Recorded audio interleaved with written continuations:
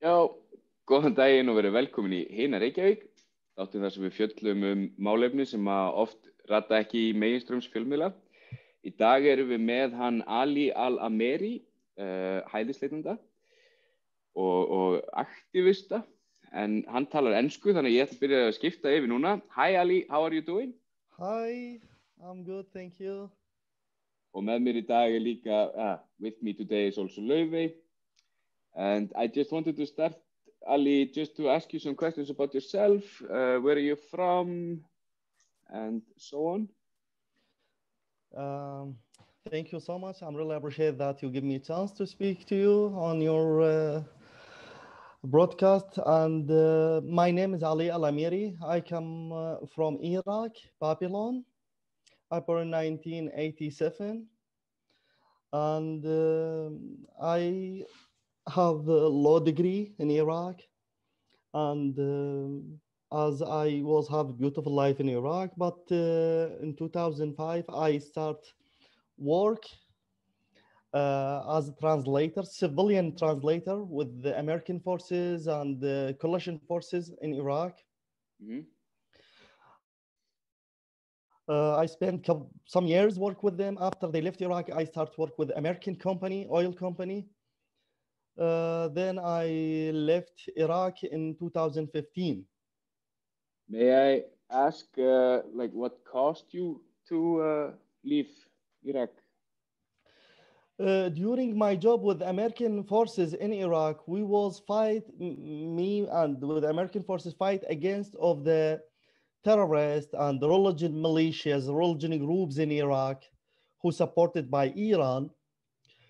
But after American left, this militia was like nothing. They have no control, but they start getting the security control in Iraq after 2014 because they pretend themselves to fight against of ISIS. In the same time, they start kill who is against of them. It's like the interpreters, the construction companies who've been work with American, people who work with American. When my life becoming dangerous, so I have just two choices: stay and die, or leave and save your life. So this is the reason that make me leave Iraq. Yes. And is the situation back there similar still when it comes to could you ever go home? Let's say this. Okay, let us make it more clear. The situation is now more bad than before because these religion groups and militias before they've been fighting against of ISIS. Now there is no ISIS in Iraq, so they start fighting against of Iraqi national security and against of like American who is in Iraq, and they attack the United States embassy almost every day with a lot of mortars. So it's become more bad. This is one reason.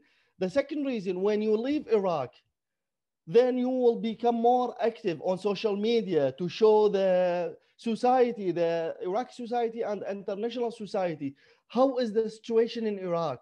How is the terrorist works? How is the people killed? For example, last year, there was a protest in Iraq against of the Islamic rules in the government. We don't need like Islamic rules anymore in the government. But the government and the militia, this religion militia who supported by Iran, killed more than 800 civilian Protestants. So we was active on that. So now we become more and more bad. Mm-hmm. So this is one of the reasons that it is impossible for me. So that is mean I always when I'm remember Iraq, I don't remember it in my mind or think about it that I will go back to Iraq because Iraq is impossible for me. Mm-hmm. Okay. I wanted to ask a little bit about, leaving Iraq and like your journey to Europe and through Europe. How was this? How was that? Look, it is not easy. I have everything I want in Iraq. I don't want like money or something. I have a very good job. I have good income. I have everything I need to be happy in my country. The only thing that I miss it it is safe to place to live. Only my life was safe. Well, other thing I have everything I need except the safe. So when I decided to leave Iraq, I never mentioned that I will never be expected I will live like this, you know, because all we heard in about Europe country, they respect and they admire and they protect human lives. But when it comes to the reality, it was not. Now, No. yeah. So because of that, I try to save my life and build a new life, start a new life in Europe. I left Iraq till Turkey. Mm-hmm. In Turkey, I start to apply. I start to apply for UNHCR. Then they will send me legally to third country, safe country. But but when I shocked when they told me, okay, you will. This was in 2015, and they told me your first interview it will be 2022, and Oh. you have no right to work there.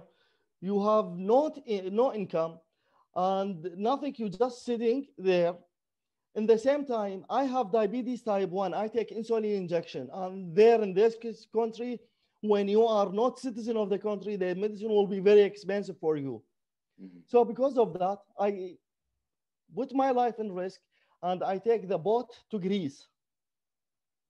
I was have about like $8,000 in Mm-hmm. my pocket, so I just paid to leave. I went to Greece.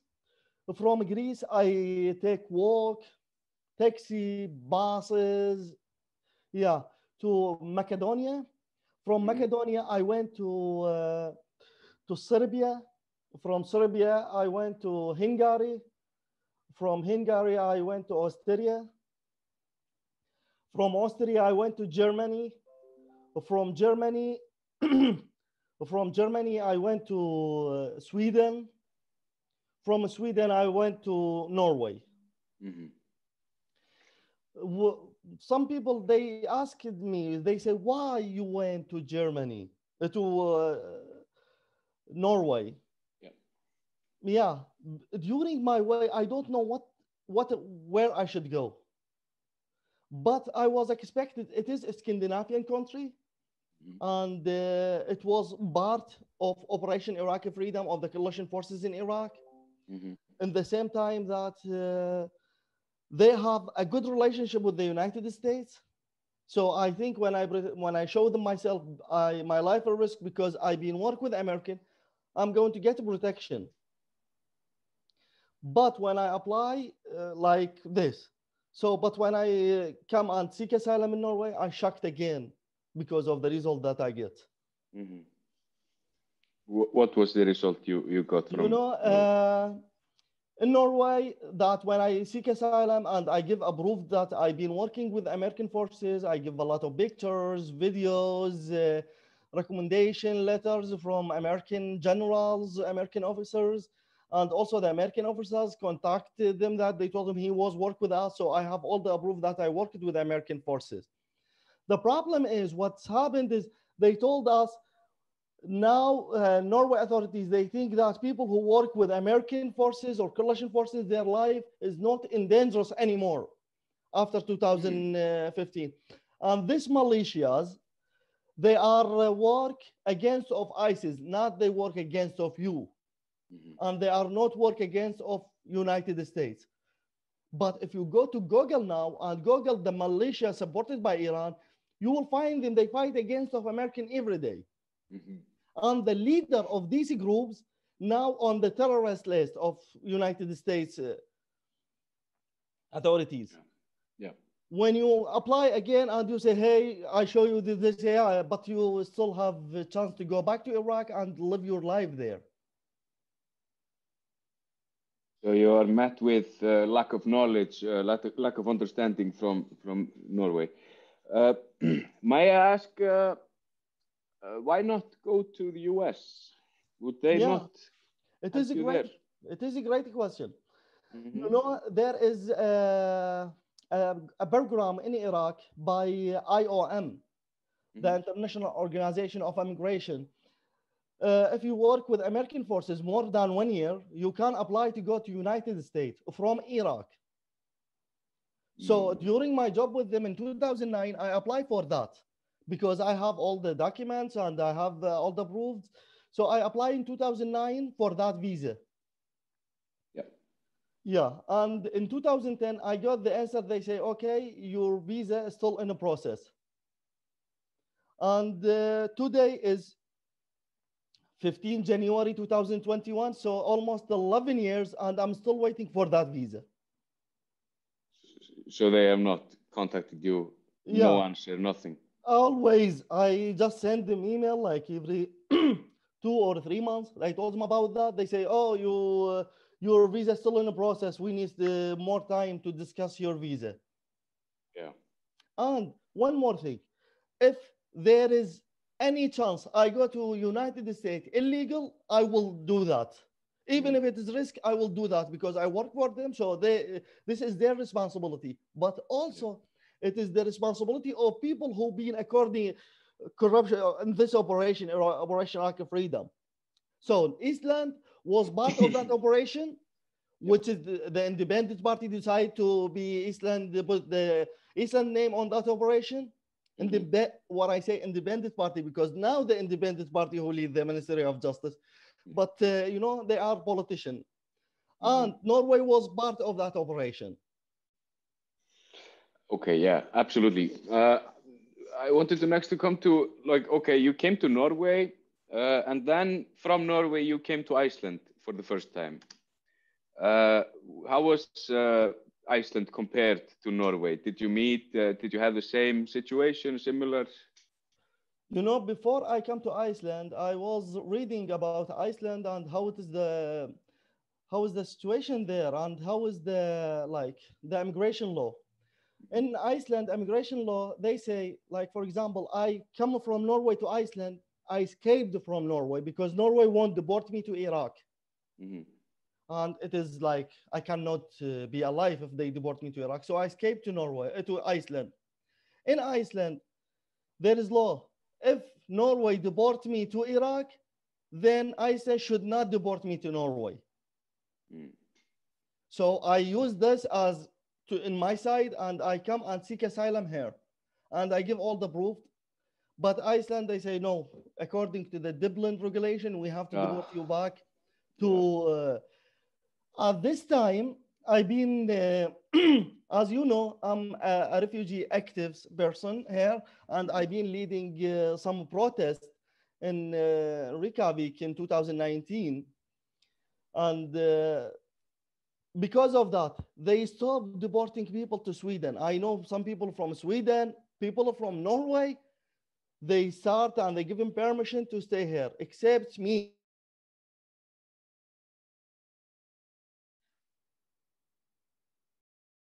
To Norway. Why I deported to Norway in this party? So this is what's happened exactly. Yeah. Sorry, you froze for a moment. Can you just repeat what you said? The last thing you said. Because you were frozen. Yeah, because someone called me. Yeah. Sorry. And I can. Yeah. That's okay. Yeah. Okay. Just the last couple of sentences, we kind of lost. Yeah.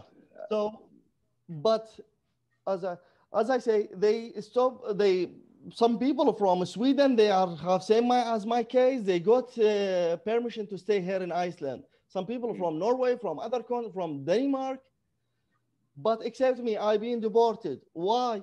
Because I have some problem with the independent party, and I have case against of them in the court. Yes, you are uncomfortable to them. Yeah, maybe I should refresh people's memories of the situation you're referring to. But you stood up during a meeting of the Independence Party in Kópavogur, am I correct? Yeah. Yeah. Can you tell us a bit about that meeting? Okay. Before that meeting, like 1 month, we've been protesting to meet the Ministry of Justice. And it was, you know, in any other country, it is very easy that you meet a ministry and you can discuss their problem. And it was like this. But we protesting almost 1 month. Even we slept outside the building of the parliament and Ministry of Justice, and we didn't get any answer. But when we heard there is open meeting for the Ministry of Justice and the Ministry of Foreign Affairs, so we decided to be there and ask our questions. So they told us, when I start asking, I shake my head, he ignored me. The mayor of Kobovgor, I think. Yeah. He ignored me second time. When the third time I said, why you ignore me? I have right to ask my question because this open meeting. He said, we don't know if the Minister of Justice can answer a question in English. Then she said, yeah, I answer question in English. So they give me the mic when I'm start speaking, my question, what we ask for. I told her that I've been working with you for Operation Iraqi Freedom. We just need to discuss with you according to the Icelandic law. Then they just sending two civilian. They are in the independent party, and I'm sorry, I think someone called me. I think the security. Yeah, just one second. We can take a couple of minutes break. Yeah. So you were in this meeting with the Independence Party. You got two civilians came up to you. And they say we are police. I say okay, but I'm just answering. I didn't do anything bad, I didn't attack anyone. And even I saw. Let us be honest. I'm not against of all independent party or something.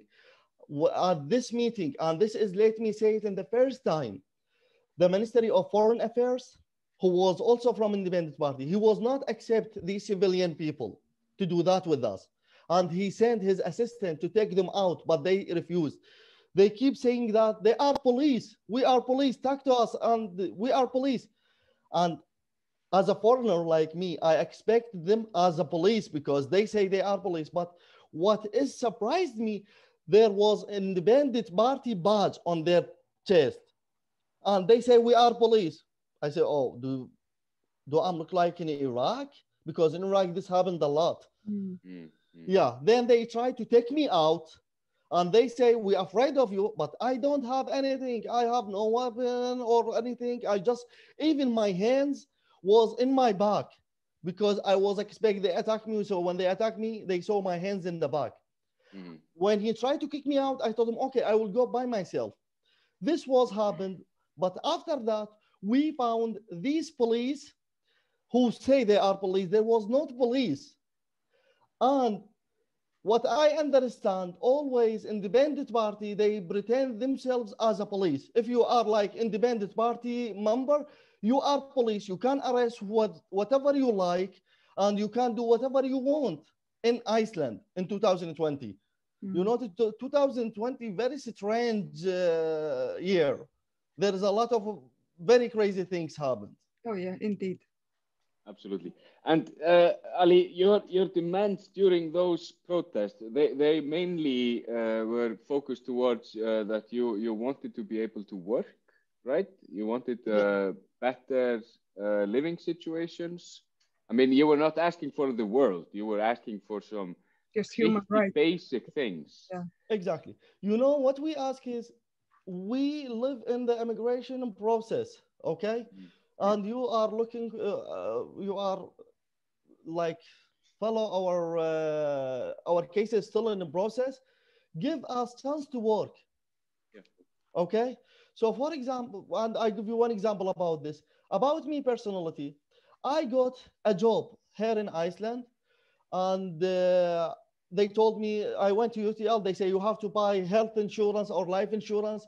I bought a life insurance, and they told me that you have to pay another 15 or 20,000 for that, and I did. Then I just get call from the work office. They say, okay, now we have your work permit.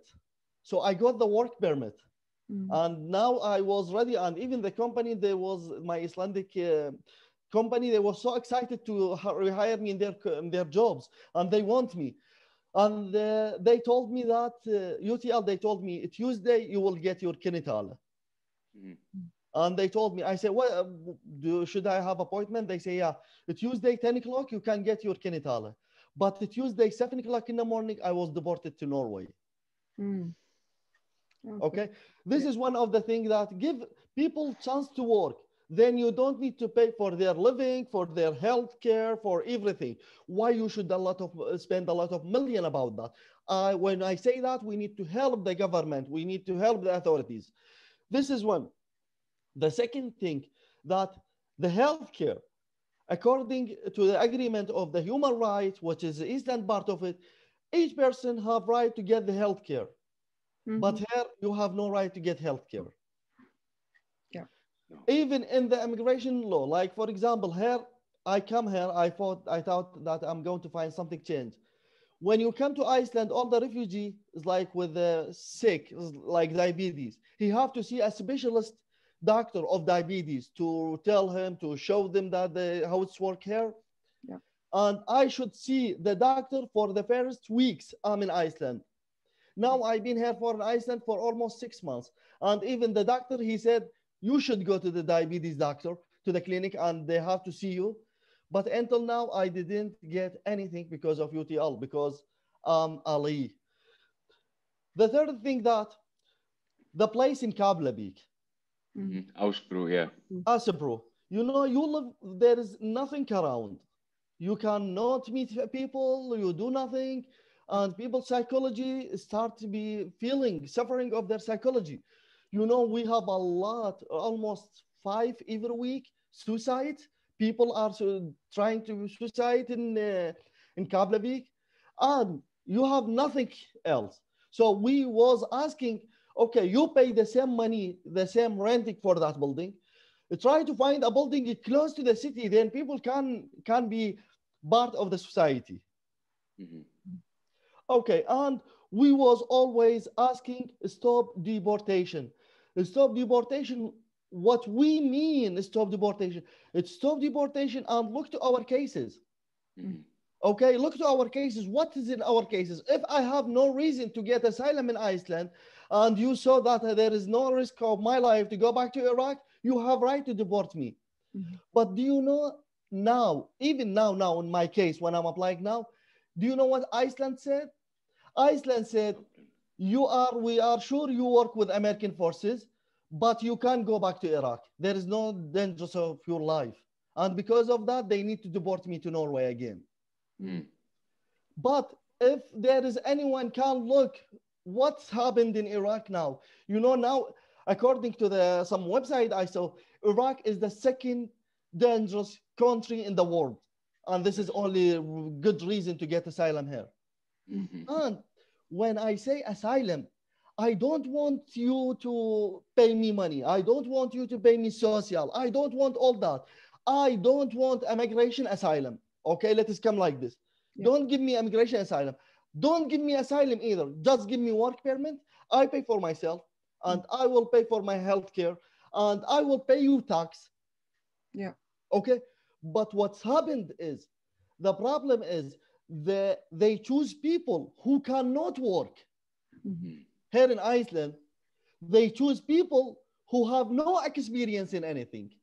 They choose people like this and keep social, pay for their rent, pay. I don't know if the government they are rich, have a lot of money, they want to spend it. So there is a lot of things. They don't know what they are doing actually. Because you have, like in immigration, in UTL, they rehire people who have no experience. For example, one of the security guard, he is security guard, and he have only, like, even in his security job, he don't know the rules of the security, because he friend with one of the service team in UTL. He rehired in UTL, and now he is the one who is leading the immigration. He work in some department in legal. This what I say in my article a couple of days ago. I say, if you have a friend, you will get good job. Yeah. But if you don't have a friend, you will be poor man in Iceland. Yeah. Yes. Yeah. This is, I mean, because what you're saying is absolutely true. And I mean, because I have met more people who have been in your situation and saying exactly the same things. Like, all we want to do is just come here and work. but you're forced into kind of this system that kind of excludes certain things. Like if you're denied, you can't just go and apply for citizenship on different grounds, like to apply for work permit. This is not as easy as it looks. Exactly. So, And yeah. you know, one more thing that I got some comment on Facebook. They say when we ask, oh, I told we come here, we come to work. Yeah. Oh, just give us, don't give us. They say, oh, you are a work refugee. Okay, yes, sir. Okay, tell me that. I have no problem with that. But I didn't come from the safe country to work for a job here. Yeah. Okay? Well, I'm not from the United States, and I'm not from Norway to come here to be a work refugee. Okay, and with all this, I have experience with a lot of things. I study management and I study law, and I have experience to work as translator for 10 years. Mm-hmm. But this is one of the reasons that Iceland, I don't know what they think, how they work, because the problem is in each country. Let us speak about Scandinavian country, Nordian, Sweden, Finland, Norway, Denmark. All these 4 countries, they have integration system, integration law, integration program. So how to give asylum to each one, and when he get asylum, after the asylum, what is this integration to be? Most of the people now, I can't say 97% of the refugee who got asylum, they don't speak Icelandic after 5 years. Yeah. In Iceland, they don't speak Icelandic. No. Okay? Why? Because no one knows what they have to do with these people. Okay? Yeah. There is no integration system. Let's give you more example. Now I know one person, and now he been refugee and he got asylum for 2 years, and I just helped him with the translation. He said, when I go to apply for benefit money from the social department, they ask him, did you apply for job? He said, yes, I applied for job. And he is from Arab country. And he is Arabic, but he don't know how to read and write Arabic. Yeah. And when the social asked him, did you apply for a job? He said, yes, I applied for a job. They say, show us what kind of job you applied. He showed them that he go on app called Alfred. Yeah, and he showed them that he applied. What kind of job he applied? He applied for dentist, for the specialist doctors, for hospital, operation manager in the big companies. I told him, do you know what you applied for? He said, no, I don't know, but they just want 5-time job. I applied. And what is surprised me, the social give them benefit because they say, oh, we sorry, you don't got that job. Hell no, he will not get it because he don't know what does that mean. Yeah, and there's no extra assistance to kind of. Yeah, they act what I say. And one more thing, I have some of my friends, they are east of Iceland. I have some friends, they are west of Iceland. There is a lot of jobs there. Even now with the corona problems and all this, there is job. And here, when you got asylum, you just go and find the place and bring the contract, we pay your rent. But there should operation office. They check with another places, another cities, and check if they need people there, because there are some people need some town, they need looking for people. Okay, that doesn't mean that you have to put everybody in Reykjavík. Is Iceland just Reykjavík? No, there is a lot of beautiful places. Isifjordur, I've been there, it is beautiful. Akureyri, there is a beautiful university there. Yeah.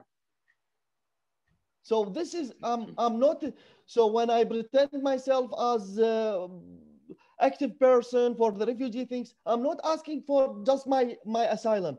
I'm fighting for all these people who got asylum and who have permission to stay. Yeah. They have to find a right people, but because it is in the hand of independent party, it is not in the right, you are not in the right way. The immigration will be not in the right way because they do what they like, not according to the reality. Yeah. That is true. We absolutely agree with you. I wanted to ask you, Ali, maybe next a little bit about like with COVID, the coronavirus, and how it, how should I say, with asylum seekers where you are living, how are, oh, I'm blanking on the English terms. How are, you know, the prevention things and everything like this? You know, the problem is with COVID-19, as everybody know, you have to protect self and you have to protect yourself to protect other people. Mhm.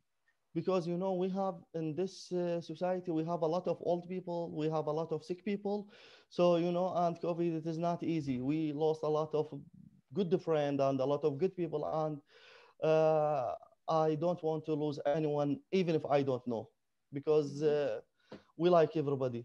Yeah. The problem is with the immigration department and UTL, they didn't care about that. I've been living in Keflavik as a pro. They give you only face mask, and you don't have right to get this one face mask. You have to use it for a week or more than 1 week because you have right to get only one mask. That's not hygienic at all. This is the first thing. The other thing that anti-bug, the hands cleaning, there is nothing like this there. All they do, they try to protect them. You know, when we ask security to get face mask, he said, no, I cannot give you because I give you last week. Mhm. The problem is also we cannot vote it because now the system in Iceland with refugee, with UTL, they not give you a money to go and buy. They give you food card. Yeah. That you can use it in bonus or kronan. And at this time, there was no face mask in that markets. Mhm. And we've been living there about 100%. And these 100% come from different countries. Okay. And people Even when they arrive, they go to quarantine and they do the test. But after that, they go out and meeting people and they come. Yeah. Okay. And there is nothing, no protection between each other. So we found the immigration service team, they become smart. I don't know how that happened. They say, we will close the kitchen and we support you with food. Right. Yeah, but they don't care if you are sick, if you don't eat this kind of food. This is food. You want it, you want it. If you don't want it, go stay hungry. And they don't give you money to buy food. Mm. Yeah, there's only this food card because this is Yeah. all you get, right? This is Yeah. all the support you get. Exactly. And the food only 10,000 a week or something. 10,000 a week, but you got it not as a money. You got it as a card, food card. Yeah. Yeah. So, for example, when we start to speak with them and we try to complain to them, I speak with the service team many times in UTL. There was no answer. Mhm. Okay. And they told me, oh, Ali, don't make a problem for us. I say, I'm not making problem for us. I need to protect the society, okay, of this COVID. Yeah. Then when we start, we posted on Facebook actually, and it is take a lot of social media and the newspaper was writing about it. And they moved me from Asupro after 1 hour when it has become on the social media. They moved me to Reykjavik because there is a lot of things. There is no procedure for COVID-19 in Keflavik until now, actually. I'm sorry to say that. So they moved me here. And even here, they moved me to more bad place because it is Reykjavik where it's the more higher COVID-19. And when you come here, you have to share the bathroom. For example, this second floor, we have only 2 bathrooms. Okay. And we have to share it about like now about 20 or 25 person. Before, when I come here, there was no soap in the toilet, no anti-bac, no nothing of this. Goodness. Yeah. Also, we use the good thing that we use the social media and the newspaper. The media we are very thankful of them because when we start to speak to them, we push. Well, now, actually, when we need something from immigration, we have to go to the newspaper because this is the only thing that makes them work. And even with that, they keep saying not the true thing. Yeah. So about me, they told me that they give me a warrant that if I contact the media or give them any picture about the miserable situation here, they will kick me out of the building. Okay? Okay. And yeah, I have this letter. They told me if you contact media and share picture of the building with the media about how is the miserable situation, they're going to kick me out of the building. Right. Yeah, and they You are. got it in writing, or did you say that? You got a letter? Yeah, I got a letter and I signed it for that. You know what I signed? I signed it not because I'm afraid of kick me out in street. No, I have, as I said, I have nothing to lose. Already I lost my life. I have nothing to lose more. Okay?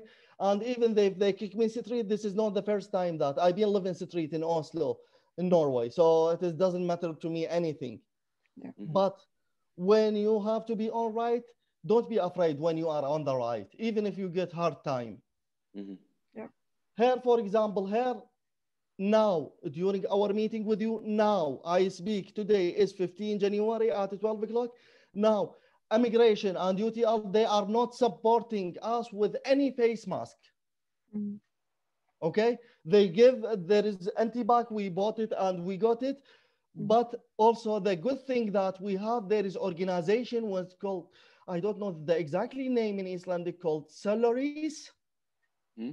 Solaris. Solaris, they are the only department or only organization who's supporting the refugee here in Iceland. Yeah. You know, they give us a lot of things we need. We give us like boiler, they give us like Christmas gift, they give us face mask, they give like even soap, they start to provide us with that. Okay, and I think they are by your TV show that we are really thankful of them. They are really great people and we are so happy because of them. Yeah. Absolutely. The last thing I had written down was I wanted to ask if there's if you feel any difference now from last time you were here in Iceland with the situation for asylum seekers. Is it exactly the same, or has anything changed? Maybe for the better, maybe for the worse? There is a lot of things. No, it is not changed. It was like almost the same. But who was leading the refugee process, like the service team, I think he was man, now it is women. And I like to speak something, but maybe it is women. So, and the society that we have all the respect for all the women.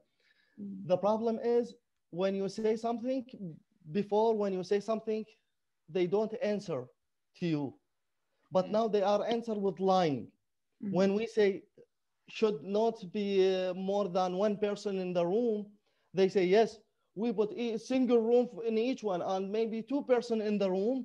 And we never have any room with no more than 2 persons. But when we take picture to the rooms, that shows that there is 4 people in the room. Okay. And about the refugee process, they are start accepting, they give asylum to some people. But they start choosing people who is like not working or is like doing nothing. This is one of the things. And they are the service team, what I see. When you go to apply for like doctor or when you go to apply for doctor or you want something or like this, they say, yes, you will get it, but you will get nothing. They are just lying. And I'm really sorry to say that because there is one guy in the service team in the reception center of UTL. He is a really great person. He really like to help us.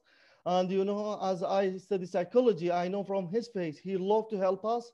But the problem, there is someone who is higher than him. Yeah. Okay. Now immigration, now the UTL, they start moving people from the refugee building, the UTL building to the houses on the social. Right. I went to them. I say, okay, should I move to the house because I'm sick with the diabetes and I should not meeting a lot of people? They say, oh, you have one negative. We cannot move you. You have negative answer. And people who have negative answer, we cannot move them to the social house. I say, okay. But what I shocked, they start moving people to the houses, they have two negative and they are on deportation list. Right. So this is just an excuse not to move you. Okay. Yeah. And everything I need, they don't do it, but they do it for other people to send message to me that we did that because what you did, because you have a lot of contact with good people in Iceland. You should not have good contact with good people in Iceland. Yeah. Where is your case at right now? Can you tell us? Now my case in the appeal board. Sorry. Because yeah. In the appeal board, and now because I make appeal because they say we should deport you to Norway, and we have no problem if Norway deport you to Iraq because we don't believe your life in dangerous because your job with the American forces. Right. Yeah. So now I send it to the appeal board, and I'm not sure. Actually, I'm not feel that something will happen. But if I got negative this time, I'm not going to contact only like Europe countries. I'm going to contact United States. I'm going to ask Canada, Canadian embassy, British embassy. I'm going to contact all countries who was part of the operation in Iraq to protect me. Yeah. Yes. Yeah. Yes. Laufey, did you have any further questions for our friend? I mean, obviously there's so much more in this, but I mean, I maybe just want to also ask you, because there's a lot of stories flying around that you can see on the comment sections on the internet, that there's a lot of fairy stories about refugees and what they're supposedly getting from the government and so on and so forth. But the reality is very different. I also just want to maybe discuss the level of service that you have already touched on it a bit, but I'm wondering about the UTL, the UTL, the immigration. What people don't realize that there's no service in there. Am I right? This is just a yeah, I understand you. The problem is people who is that what we say in our culture, that doesn't mean that each one who sits behind the keyboard, he is a professional and he knows everything, because some people, they don't know why is Iceland received refugee, why Iceland and UTL pay money for that. According to Iceland, they are a part of the agreement of the human rights and refugees in United Nations. So their responsibility to welcome any refugee who is come, this is their responsibility. And they got a lot of help from United Nations about that. This is one of the things that Iceland have to do because they are part of that agreement. The second thing that about me as a refugee from Iraq, because we are come to seek asylum here, because Iceland part for everything happened in my country. Okay. Now I have no safety because of your operation, and you was part of it. If you are not part of it, I have no right to speak all these. Okay. But because you're beautiful, independent, they are decided to be part of this operation. When you need to be racist, not against of me. Okay, you need to go and ask the independent party why you put yourself. And even Iceland, there is no army in Iceland. Okay. Okay, quite nice people. They live in Ireland. They have their quiet life. Okay, but I think I got a lot of comments now. Yesterday, I see one of the comment. He told me I think he looked to all the article. He looked to all what I did. And he told me, oh, you work with American. That is mean you carry weapon and you kill people. But this man, he didn't look like that. I work as a civilian. I'm not like weapon carriers. I'm just a translator. I just use my experience to translate to people to save American lives. Okay. And at the same time, I save my people. If you told me you work for money, everybody, why you work? Everybody work for money, but in the same time, the money is not everything for what we do, what we like to do. what I do, I'm proud of what I did because I helped my country and I helped American forces. Okay, and at the same time, I helped myself. This is not shame or bad. Yeah. Okay, we got a lot of bad comments, but that doesn't mean that we have to reply to them. Okay, one day they will find themselves they are wrong. Last year, where is the Reuters general photography? He worked for Reuters or something like this. Daniel, your friend who was sick. Yep. Yeah. There was one guy, I don't want to say what he's, but he come against of the refugee in front of the protest, in front of the parliament. He told me, you have to leave the country, why you come here? And I speak with him very quietly. I told him, yes, sir, you are right, but let me tell you my story. When I told him my story, even he didn't accept it. I told him, okay, sir, if you accept it or not, I will, because I come from culture which we respect the old people. And I respect you. Can I have a hug? And I hug him. I give him a hug. Okay. This year or like the couple months ago, I heard this man, he passed out. And his picture, me and him, when I hug him, it's posted again. It's making me cry. Because I felt this man, he is also, he want to protect his country. He want to protect his society, but he need to understand. This life is very short. We have to live it as a peaceful. We have, when we passed out, we need to show that we left people who loves us. Yeah. And we have to be proud of what we did. Yeah. This is all the thing that I need to mention about it to all people who is negative and people who is very negative to refugee, that even that if you are negative, we love you. We love everyone who is against of refugee, and we wish to give you a chance to tell you why we are refugee, why we lost everything and we come here. This is all the thing that we need to say, and we like everybody. We are not against of anyone. Yeah, and we're all just human beings on this earth trying to get along. So exactly. Yeah. And but yeah, I don't really have any more questions. Danny? Yeah. Ali, is there something last point you want to add before we close this? Beautiful conversation. Thank you so much. You know, it is not easy to live as a refugee. No. And I'm not wishing to anyone of the people that become refugee, because it is very hard. You know, when you leave everything, when you leave your education, your house, your car, your money, and you lost everything, and you become as a refugee and seeking asylum, and you didn't make anything wrong. Your wrong is just to help others. This is what what people should look at us. We are here not to get your money. We are here not to steal your house. We are here not to eat your food. No. We looking just for safer place, and we need also to work to help the place that offer us safer place to live. Yeah. This is all we looking for.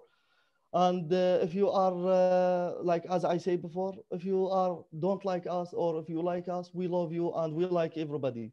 And thank you so much to give me a chance to speak what I have in my heart, because it is really nice.